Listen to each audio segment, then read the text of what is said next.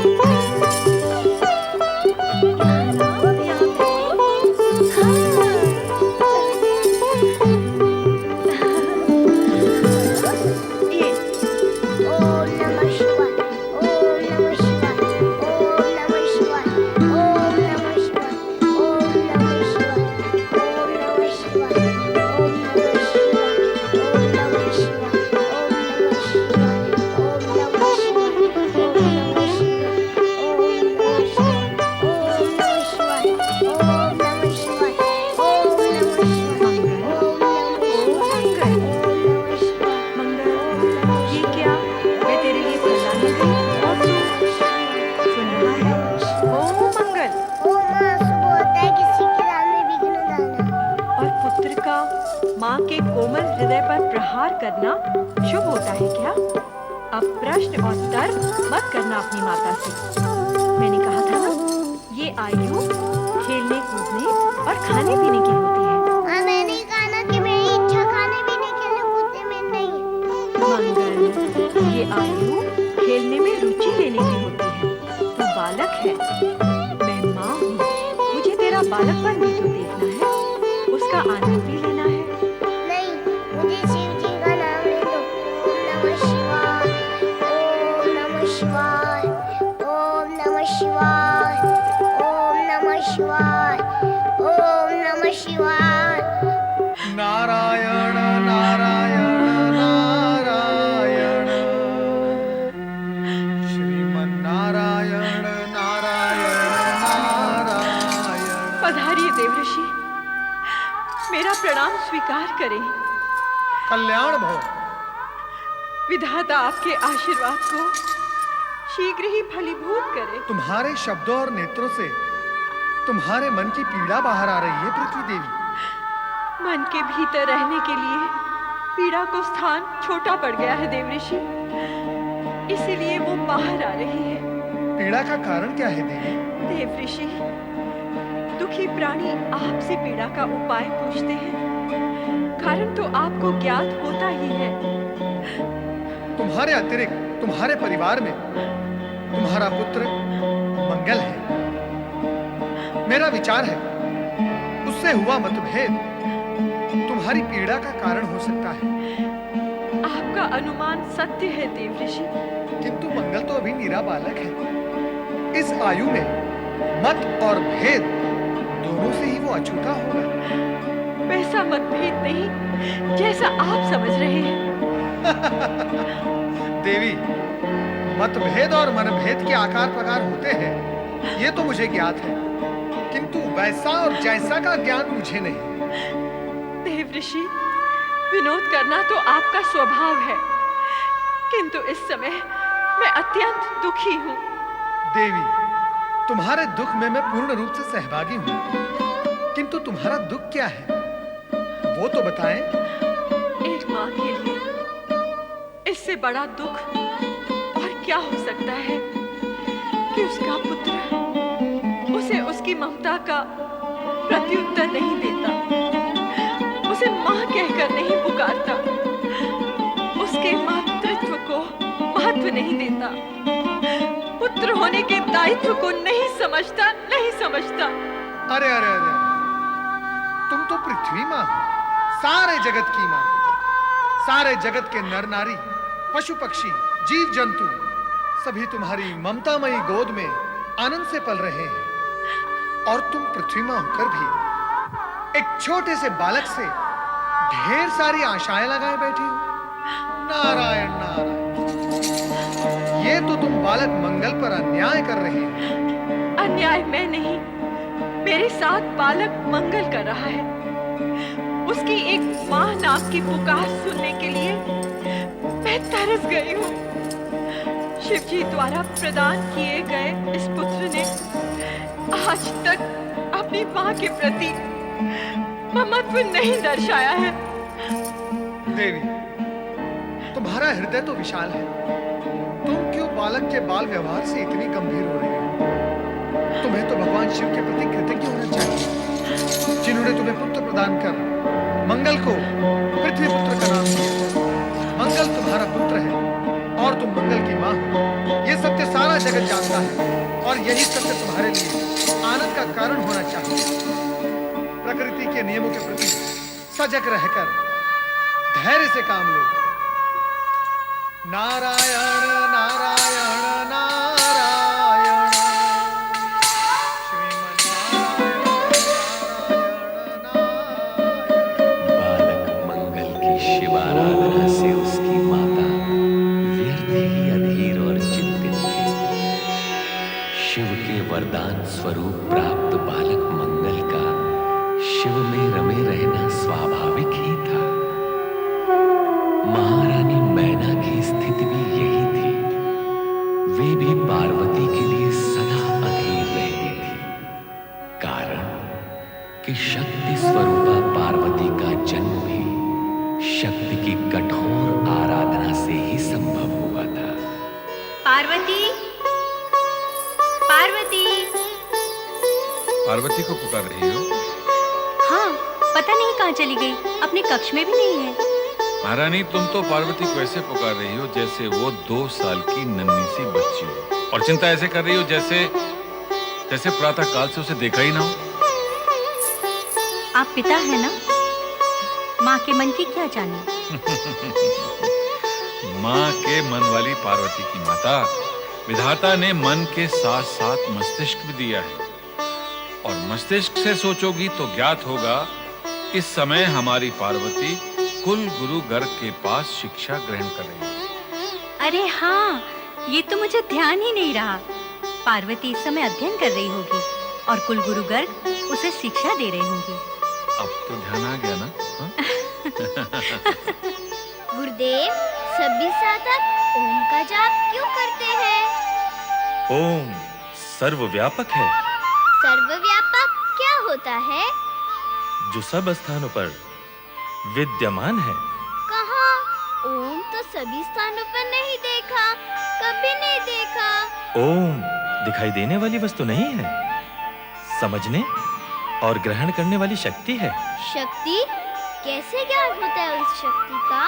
प्राणी के जन्म से लेकर मरण तक ओम की शक्ति सत्य के रूप में उसके साथ रहती है। मेरे साथ भी? हाँ। आपके साथ भी? हाँ। किंतु गुरुजी, उस शक्ति का अनुभव भी तो कभी नहीं हुआ। जो इस पे विश्वास करते हैं उन्हें तुरंत होता है, पर ये ओम विश्वास न करने पर भी प्राणी का साथ नहीं छोड़ता। पर कैसे गुरुदेव?